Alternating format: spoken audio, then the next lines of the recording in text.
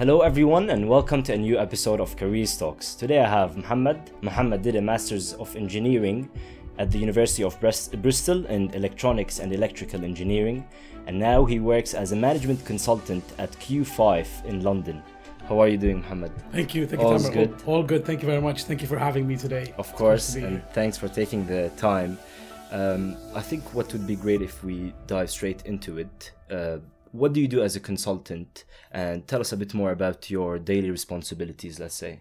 Sure. So, Tamer, when it starts with, when we talk about consultants, we said it could be very varied. It could be in a doctor's field, you could be a consultant, orthopedic consultant, you could be a financial consultant. But it's narrowed down with management consultants. We are usually brought into organization to solve maybe a specific problem that they're facing, or they're kind of trying to develop a strategy for the future. So there's kind of an ambition of a growth, or there's a specific problem that we're going to try to solve for the clients, essentially. A business problem. Nice. And when it comes to your firm, yes, is there something? Is it focus on a certain type of problems, short-term, operational, or more of strategic?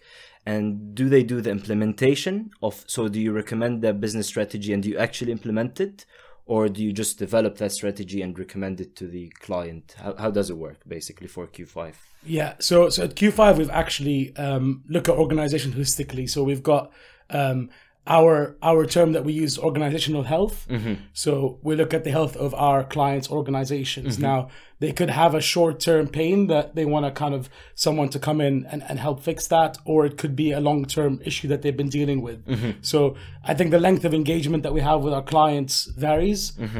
Most of our work is set into, if I can split it into the offerings that we give our clients. So that would be great. The first offer that we have is around strategy and purpose. Nice. So that's kind of the forward-looking view for our clients. Where do they want to head? What's their North Star?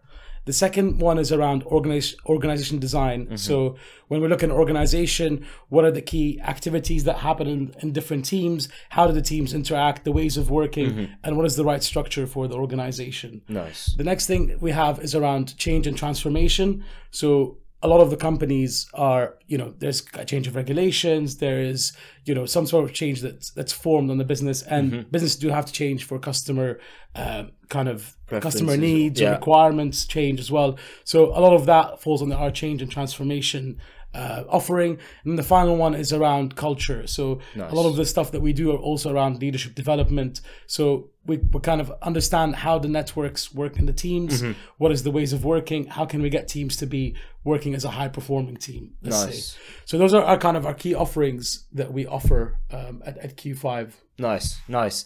It touches on a lot of the different parts of the business life cycle of any business or any organization. What would be great if we can maybe choose a project that you worked on, or describe how do you solve a problem at Q5, something that you've done recently, without too many details, but just to give anyone, whether it's a student or anyone who's interested in applying to Q5 or applying to a management consulting role, how do you solve a problem, or how do you recommend a business strategy? Yeah, of course. So I'm going to talk about a project that in my eyes was high purpose, high value with the NHS. This was during COVID. So this was kind of early 2021, the last final lockdown that was in the UK at the time. And we got approached by NHS Blood and Transplant to help them set up a blood plasma business. Nice. So what was happening during COVID is the government has launched an initiative around collecting plasma from patients.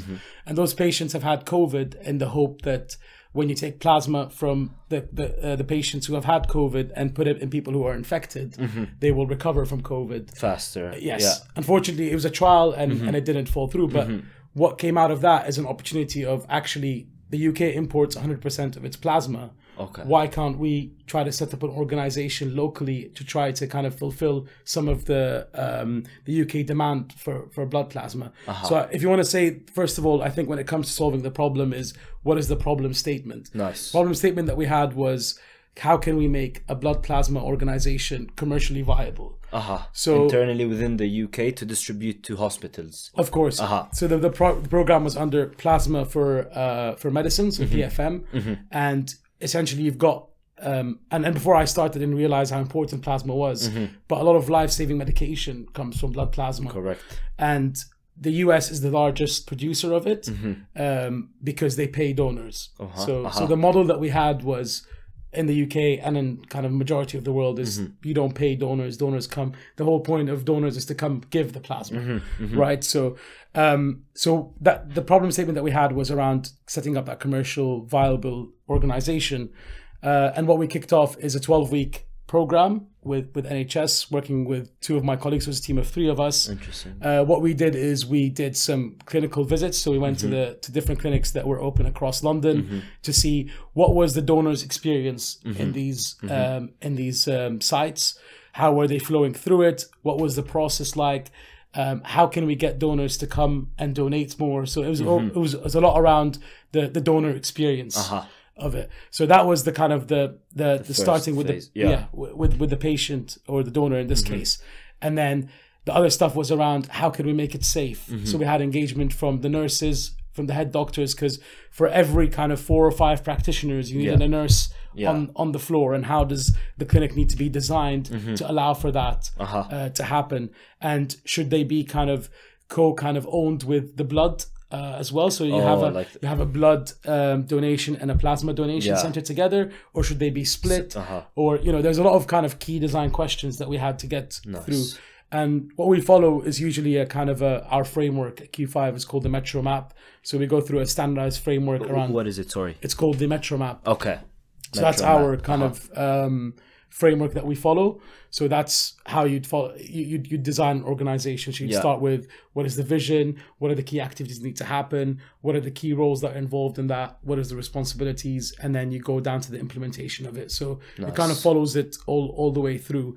So that's what we kind of followed across. So once we kind of understood more about the donor's experience, we went through and kind of understood the limitations around the nurses, the doctors, who needs to be on site, what's the structure of the clinics, and then more around what is the overall organizational structure, for the management teams, and how does that report to the different Department for Health, NHS Blood more widely, and so on. So it was a very intense project, of course. It was kind of, you can imagine 12 weeks trying to develop that. But I think, looking back at it, it's just the amount of things that you learn as part of the process, and just being able to work with something that has so much purpose is very rewarding. So of course, and I can imagine that it's also connected to numerous stakeholders, especially when it comes to hospitals. As you said, you need to think of the patients, the other departments, who comes in, what's the problem, like how do you make the donor experience. So there's multiple stakeholders, and for you probably internally you have to report to the management, who are you're reporting to when you work in for that project. So there's a lot of data that you have to present and you have to structure. So what do you mainly use? Is it just like the main slideshow, the main deck where you represent to the people in the hospital and your own management? Or how do you present all these different data that you gather throughout the process of improvement or of building that internal organization? And how do you present it? What tools, basically, to simplify the question? How does that process happen? So the way we do our design kind of phase, let's say, of any project is it's all collaborative, right? We don't go sit in a dark room and come up with a solution on a piece of paper, or just sit with the CEO and say, what do you think we should do? We set up a design team made up of, it could be kind of let's call it a rainbow team, where you've got representation from different teams.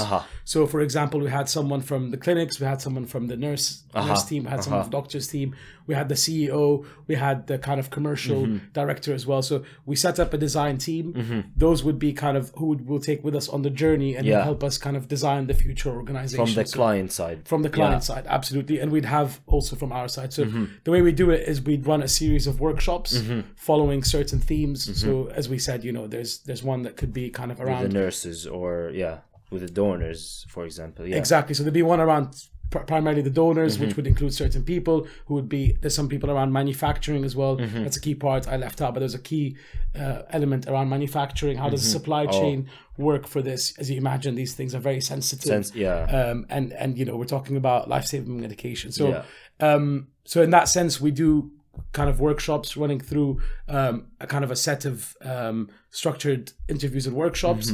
And then through these workshops, we've got the tools that we use are, if we're able to do it face to face, then you know, it'd be good old school, you know, pin boards and post-its and so on. We could have also kind of digital tools like Menti. I don't know if you've come across Mentimeter. I heard of it. We also use Mural, which is like kind of a collaboration tool as well. So I think that's mainly around those things. Is, let's say, about the qualitative data is usually collected in these workshops.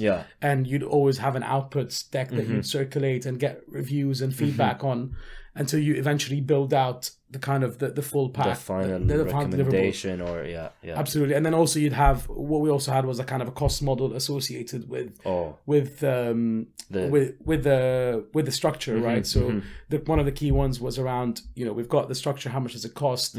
What can we do to like change if we put up more people in this clinic? What happens? What does that impact on the cost of plasma per liter? That was one of our kind of the KPIs that we had in the project. So there's a lot of elements to it, but I think at the end of the day, it's about building that story and building it iteratively with the client. You have to take people on the journey with you.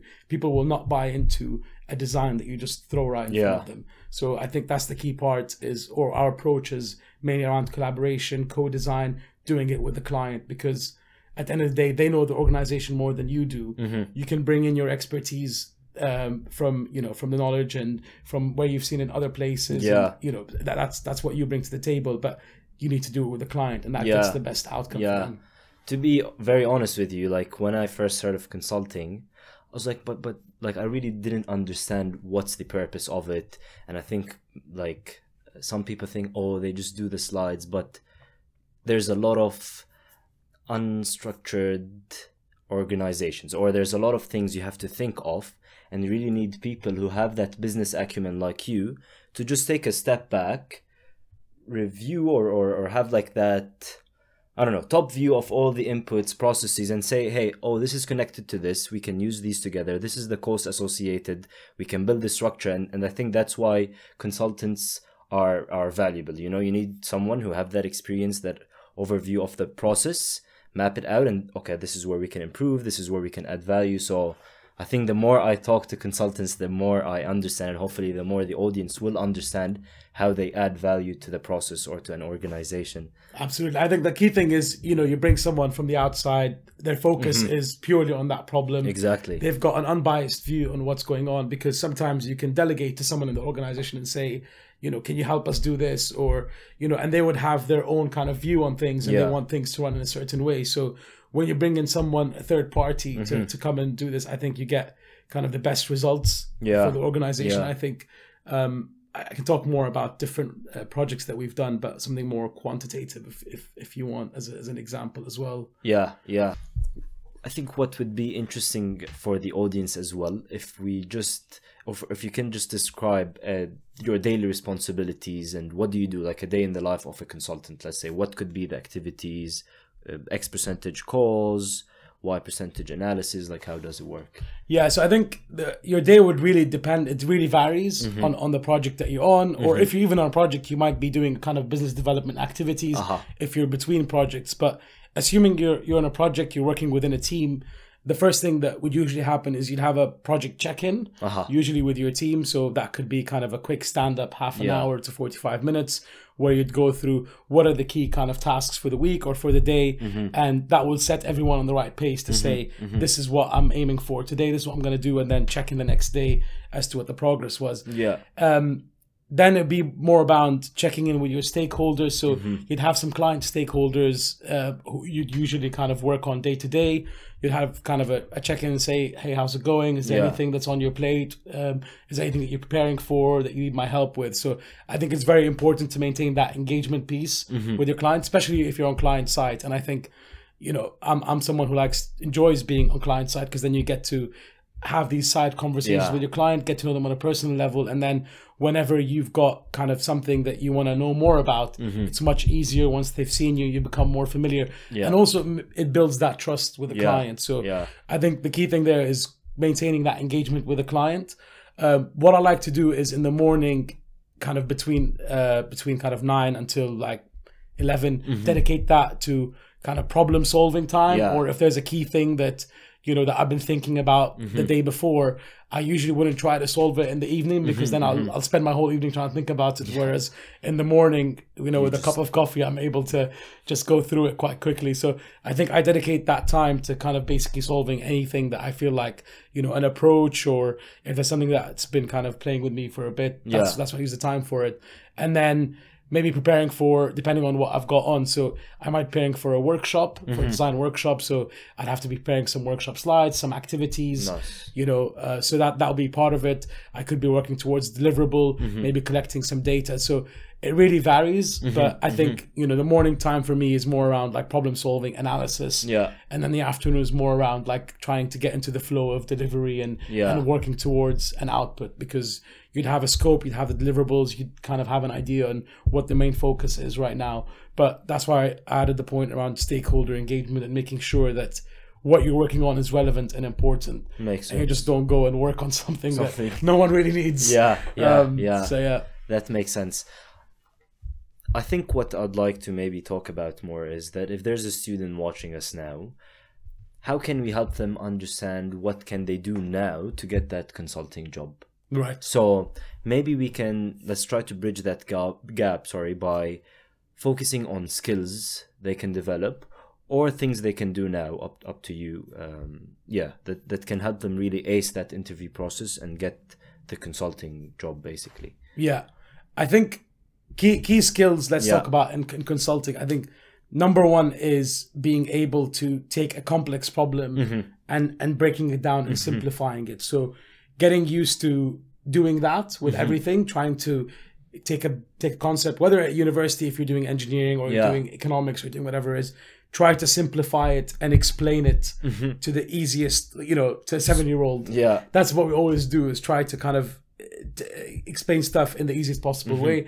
And something I heard on a podcast recently was around humans understand stories. They're PDFs. So it's kind of getting used to being able to deconstruct something in something easy to understand and digestible. That is a key skill of a consultant. Nice. Another thing is around listening. So I think whatever can help you kind of be more engaged in listening to kind of your customers, your clients, and so on. I think those are key skills that you would need going into a client site. People don't like, you know, your clients would not appreciate you going in and just talking and saying, I've got all the answers. So I think listening is definitely a key one.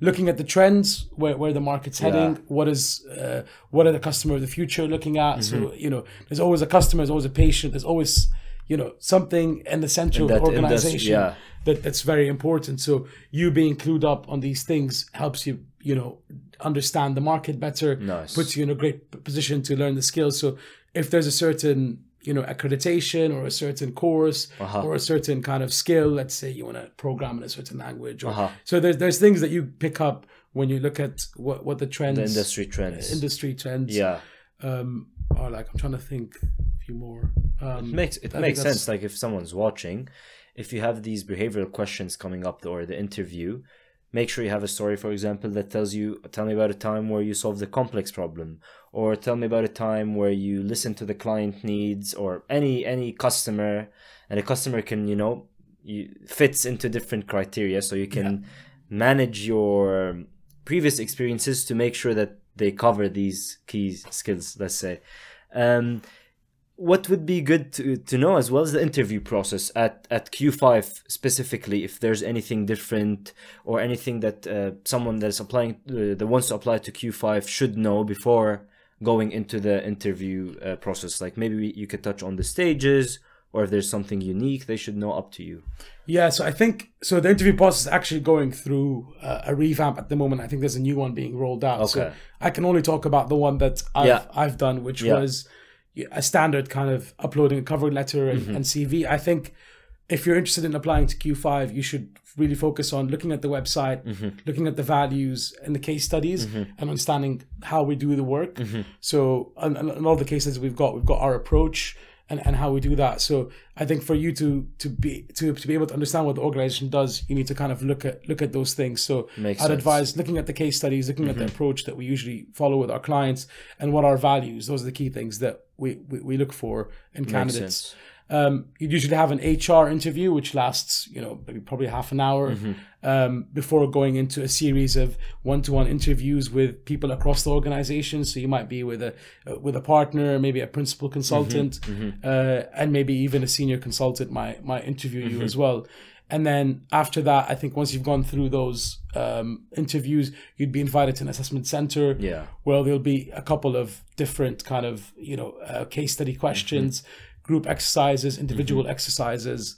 There's probably more details on the website on that. I know we've rolled out an application or kind of a game-like behavioral assessment tool. That's come up, but those are typical things that you would expect in an interview. A few case studies, some behavioral assessments, a value-driven kind of interview assessment. So those are kind of the key stages. Thank you. Makes sense. So Mohammed, you did a master's in electrical and electronics engineering. And then actually let's start with that. Like why was that your decision for someone who's maybe now in the phase of choosing their major? Just share with them what was your thought process behind choosing that degree, let's say. Yeah, that's a very good question. I think the key thing for me was in primary school and secondary school, I was always passionate about maths and physics. I knew that I always was very inquisitive and trying to find out how things worked. That was kind of where the background came from. And when I got to high school, taking on physics, chemistry, further maths, I've decided that engineering was the way I wanted to take my career. Nice. And then it was about choosing which type of engineering. Now both my father and my brother are civil engineers. Okay. So I thought we covered that area. We covered civil engineering. Mechanical, I was quite interested in because I had a passion for Formula One. Nice. And I'm not one of those Formula One fans that got converted with Netflix. It's kind of one of the original, OG ones. The OG Formula One fans. Yeah. So I was very passionate about that, and I thought, that could be a very interesting field to go into. But actually, the thing I knew the least about was electrical electronics engineering. Okay. So I was like, it's all a black box, and all the trends that were happening in the future that you could see at that point was you had renewable energy being 100%. A big market. You had electrification of trains, of cars. Yeah. So it was kind of like looking that everything mechanical is going to move to electrical. Oh. So and it was, I was very inquisitive about it, and just to getting to know what are the systems. So like, for example, how does the iPad work? How does the chip work? These things. It was all a black box for me. So instead of going with something that I knew a lot about, I went for something that I knew the least about. Interesting. So that was kind of my approach towards that, and I chose a diverse program actually at University of Bristol. Yeah. So we kind of did Triple E as they called it, but we were kind of doing the modules with computer science engineers. So we had a lot of programming languages that we learned along the way. We were working with kind of product engineers as well. So we had a lot of different modules that were all shaped up with that. So we did electrical systems, we did electronics, we did communications as well, telecommunications. A lot of research behind 5G was done at University of Bristol. So it was quite varied in terms of the experience. So once you got in there, you kind of were exposed to a lot of different areas. So I think that's how I got to that choice. And looking back at it, I probably wouldn't have done anything else. Maybe product design would have been another area, which I thought, I wouldn't have thought about it back then. Fair. But now thinking about it, like the emphasis on product is so important in this day and age. So maybe product engineering would have been option, design engineering, whatever they called it back then. Something around that. Makes sense. And what I'd like to understand a bit more, or maybe we can touch a bit more, is throughout university, you didn't do any experiences in management consulting, yet you managed to land a job at a pretty good consulting firm called Newton Consulting. Is that? So how did you, because a lot of students say, oh, I don't have any experience in consulting, I'm not going to apply to consulting jobs. So can you share a bit with them, what was your process? Did you reach out to people? How did you land the job basically? Yeah, so I guess you're right. I didn't do any kind of, both my kind of experiences that I had were engineering related. So the first one was with a large telecommunications provider in the Middle East. The second one was a Boeing funded project looking at volcano kind of ash sampling drones. So they're both non-related to consulting. And really, management consulting was never in the picture for me until I got to the very end of my final year, when I was kind of looking through different jobs. And one of my friends said, you know, you should have a look at consulting, see what they want. And there's this firm that, you know, apparently hires engineers, and, you know, they do a lot of interesting stuff. You should have a look at it. So for me, in terms of going into it, I had no idea what consulting was about. But what I did was I went through the assessment, did the kind of the online assessments, was invited to an assessment center. And then the assessment center was quite tough. You had a case study, you had a presentation that you had to prepare beforehand. And then you kind of went through a round of elimination. So they eliminate half of the people in the room, or even more. In my case, it was kind of 10 down to 3.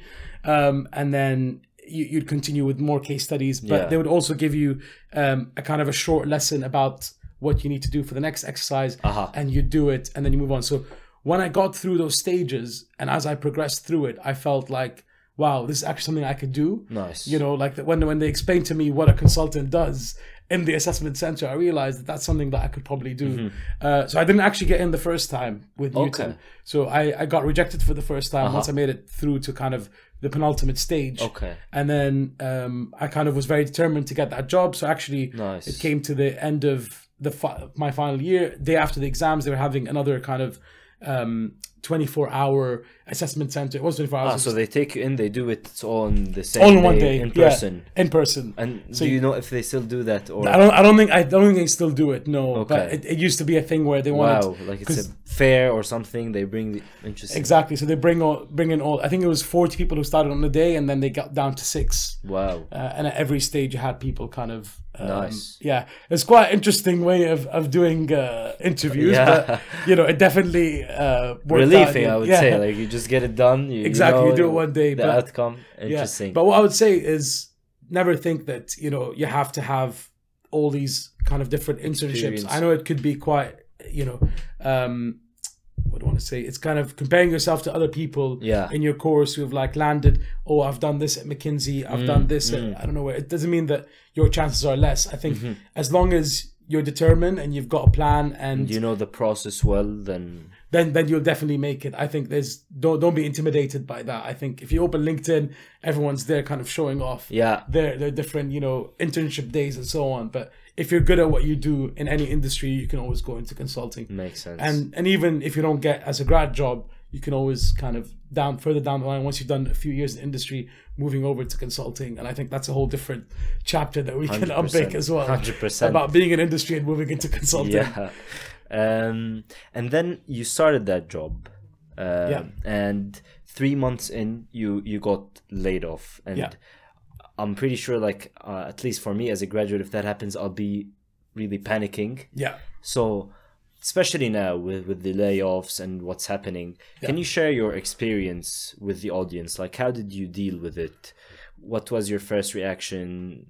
Yeah, walk us a bit through that. Yeah. So obviously, I was very frustrated. So this was 3 months into the job, and just to give a bit of context around what was happening at the time. So this was.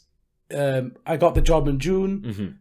Brexit happened a month later, and then the whole uncertainty happened for the next 3 years. I think in general, between 2016 to 2019, for consulting, it was a bit of a very uncertain time for organizations, and I think people weren't sure what's going to happen in the future. So I think in general for the industry, 2016, 2019 was not a great time. But what happened was I joined the organization, did a kind of a client project, did some internal work, and then was kind of laid off. And I think that was a reaction to what was happening in the market, is that there wasn't enough work to sustain the people in the organization, and therefore they had to lay off. And the layoffs continued for a few months until it kind of went up to different levels in the organization as well. People who even hired me eventually got laid off as well. So in terms of what was happening in the market, that was kind of the situation that was happening in the market then. I think for me, I was very frustrated, obviously, having landed a graduate job, moved to a flat in London, kind of starting my career, and to get hit with a redundancy was not the best way to start it. But I guess, you know, in some ways it's a blessing in disguise, and we'll get into that in a bit. But at that moment, it was Christmas time. I was looking forward to go back to see my family. Didn't get the chance to. Instead, I was back on applications. Wow. Okay. Trying to get a job, and I had time pressure because I was waiting on a letter from the Home Office to tell me, you know, I've got like 60 days to leave the country. Oh. So you can imagine the pressure that I was under. Yeah. So it was either kind of get a job or leave situation. So and to add to that was also a financial angle to it where you're in London. I'm in London. You need to eat. Yes, exactly. So what do I do now? Exactly. So that's what I was facing at the moment. So I focused in on, I think the key thing that I did was the first step is reaching out to your network. Yeah. So don't be shy of like going out on LinkedIn, even people that you meet, you know, even if you're on a night out or something, or having conversations with people, just kind of talking and getting to understand what other people do and reaching out to them and say, hey, can you help me with this? Yeah. I had some friends of friends kind of working at the Big Four who started reviewing my CV and helping me to kind of put it out there. So I think reaching out to your network is very important. I think trying new things. So what I did was, because I was kind of desperate of, you know, I needed to start making money somehow while I was getting a new job. I started tutoring actually. Nice. So I started kind of getting on websites, starting to teach, you know, maths, physics, chemistry, whatever I can get my hands on really. And that was able to kind of fund me during that process while I was looking for a job. And I discovered a new passion of mine, which, you know, to the day I try to do as much as I can. Nice. So it's those things where you start trying new things. Tailoring your CV. So, you know, I had like kind of one that was focused on data, one focused on operations, one focused on consulting, one focused back in engineering. So it was around tailoring your CV and setting objectives. So saying, okay, this week I want to try to apply to 10 places and getting that done and reviewing it and saying, okay, what happened? Did I get any responses back? Am I interviewing? If I'm not, then maybe I should change my CV, change my strategy. So you can't just stick with one strategy and say, this is what I'm going to do. This is the only industry I'm going to go into.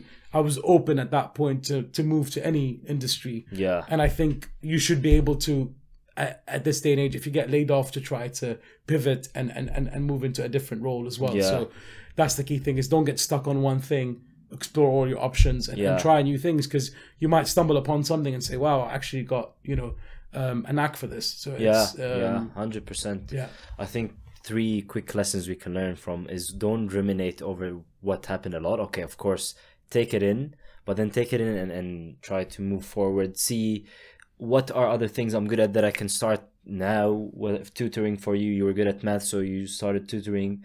And I think the third and most important one is, don't have doubt in how much people can help. Yeah. Like for me, at least, that was something like, oh, if I reached out to this person, will they help? Will they not help?